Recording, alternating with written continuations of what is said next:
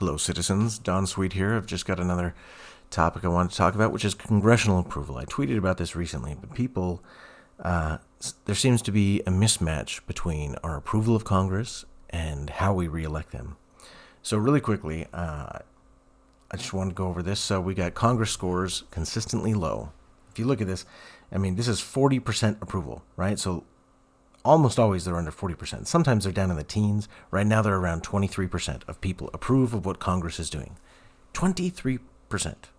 That's staggeringly low. Can you think of anything that people agree on that much? That means that, 70, I can't do math, 77% of people are in agreement that Congress sucks, right? Like, what, 77% of people don't agree on anything.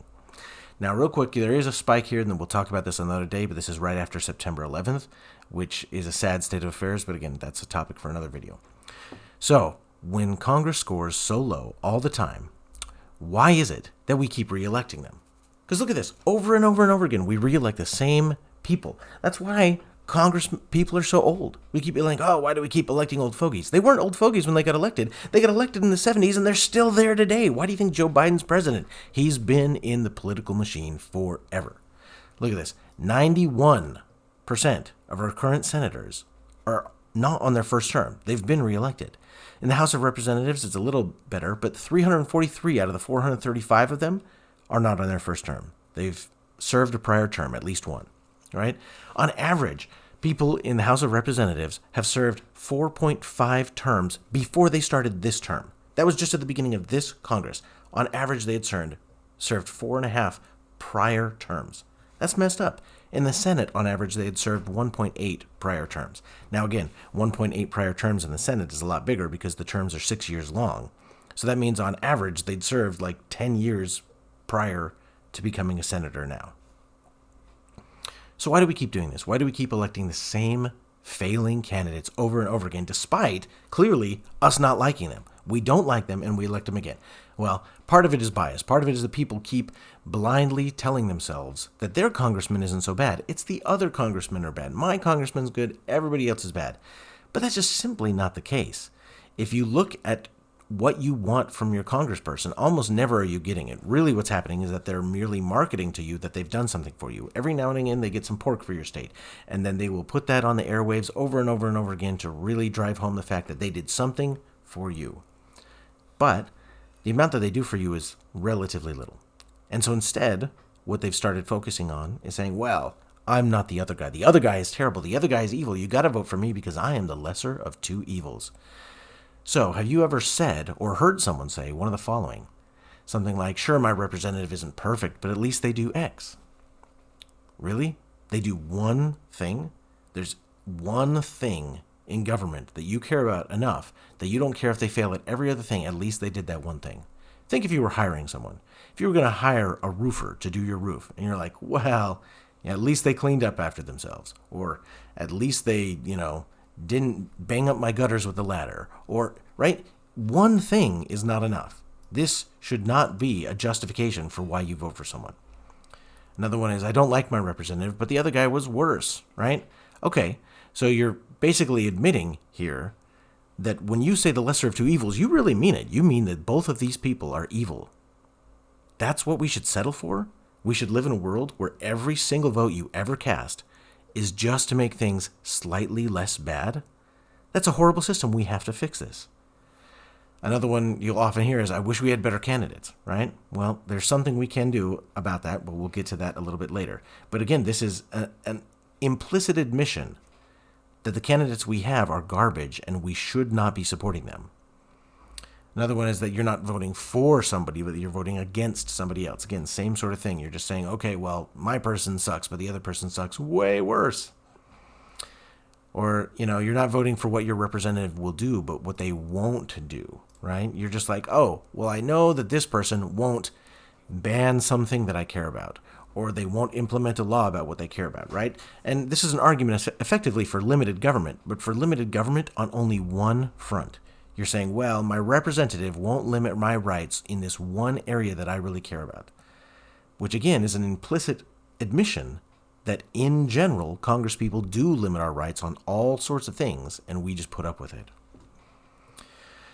All right, so the solution you'll hear a lot of the times is, hey, if you don't like your candidates, vote in the primaries. Just vote in the primaries. That solves the whole problem. You show up to the primaries and you're good to go. But that's just not how the world is working. The primaries is too late. By the time you get to the primaries, there is almost zero chance that there will be a truly independent outsider candidate that makes it through. Every now and again it happens. I'm not saying it doesn't, and I'm not saying don't participate in the primaries. That's a good thing. But we'll get to it in a second. This step is too late. The political machine has already gone in and made their choices. They say, hey, here's A, B, and C. We're okay with any of them. You pick. Well, if you pick between the lesser of those evils, and then in the general election you're just picking between the lesser of those two evils, what you're getting at all times is a substandard garbage product, which is why Congress has 23% approval. All right, I'm not just going to read this to you. You can read it on your own. But so the question is, what do we do? How do we fix this? Well, here are the few ways to fix this. And it's going to sound simple, but we're going to go into it because it is important. Actually, let's make this even bigger. All right. What can I do? Well, the first and foremost is to pester your representatives. The wonderful truth about our political system is that when the political machine wants to pick candidates, they want candidates for their own ends, which necessitates that those candidates don't actually have a soul. They don't actually have something that they want. They don't actually have a drive, an ambition, and a passion for some piece of government. They just want to be in power, and as long as somebody will help them do that, they're okay with that, which means that the lobbyists and the oligarchs can push them every which way they want. But the secret sauce is that means that you too can push them. Congress people, they don't sample the world and get a representative sample of what people want. They don't reach out to their constituents and do, statistically significant polling. They just know the small sphere of influence that they hear. So when a lobbyist talks to them, they tick that in their brain as, oh, look, everyone I've talked to wants X. But then when someone writes them a letter or calls them on the phone or pesters them for a meeting, and even if they never hold that meeting, but they just know, hey, so-and-so constituent wants a meeting about X, then in the back of the political candidate's mind, they go, oh, people care about X. And so you can sway your representatives just by pushing them, just by writing them letters and telling them over and over the things that you actually care about. And it will move the needle. It's not going to be a perfect fix, but it will move the needle at least somewhat. All right. The next one is to threaten to lobby against them. Just withholding your vote is insufficient. A lot of people will call them up and be like, hey, I'm not going to vote for you again if you do this. Doesn't matter. Your vote is insignificant. It's tiny. What does matter is telling them that you are going to sway other people. Now, whether or not you have a giant sphere of influence is kind of beside the fact. They just need to know that you're going to go out of your way to actively campaign, to tweet online, to write on Facebook, to talk to your neighbors, to talk to the people in your communities and your churches and wherever you are and say, hey, don't vote for this person because they don't do X. They don't care about Y. They've messed up and done Z when we wanted them not to. But then this key piece of that is that you've got to follow through. They have to see some consequence. They have to actually get kicked out of office. Now, it's not that we're always going to succeed. It's not that we're going to be able to kick everybody out. But if we're able to kick out just a few politicians who fail to do what we want, it puts fear into the other politicians, and they start to take letters and calls and meetings seriously. They say, hey, if my constituents are bugged at me and I don't do what they say, they might actually eject me because it happened to Bill or Steve or Alice or Susan, right? They have to know someone that has lost an election and that it seems clearly attributable to the negative sentiment of their constituents. And then last but not least is to vote for a third party. I know a lot of people say that this is a wasted vote, but here's the thing. I'm not telling you to make the candidate for third party win. I'm merely saying vote for the third party. So let's say that there's, a party that I don't particularly care about, that all they want to do is, I don't know, let's say it's the cat meme party, right? Well, I don't really care. If the cat meme party has the next most popular sway in my area, I'm going to vote for the cat meme party. Not because I actually want the cat meme party to be in power, but because I want the Democrats and the Republicans to fear being unseated. That's it. Just to have that fear, just to have that slight concern. Now, if you get enough momentum, you might get a third party that has some popularity, like the Libertarian Party or the Green Party or one of these other third parties that has a little bit of momentum, right? And if you can get them to actually end up in the debates, suddenly a glorious thing happens, and each of the candidates can't just spew out their standard talking points that they always use because they aren't being asked only questions from the opposing side. They're being asked questions from a compromising third position, which requires them to speak with nuance and detail and actually know the issue.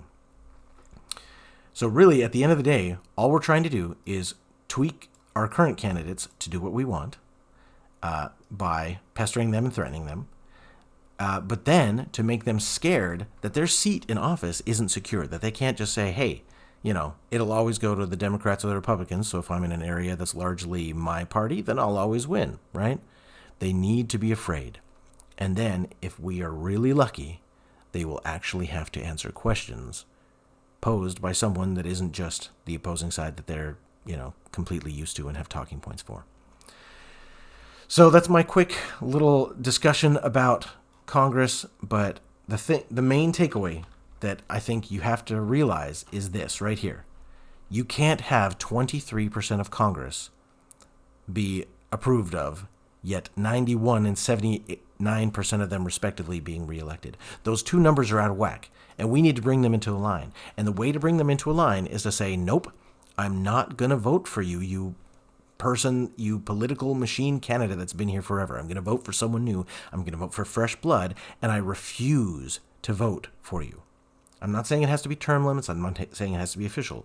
We just have to make it clear that we're not going to keep the entrenched, corrupt politicians who just keep being recycled over and over again. We're not going to give them our vote. So, as always, I've been Don Sweet. I hope you've enjoyed this little clip, and stay free, my friends.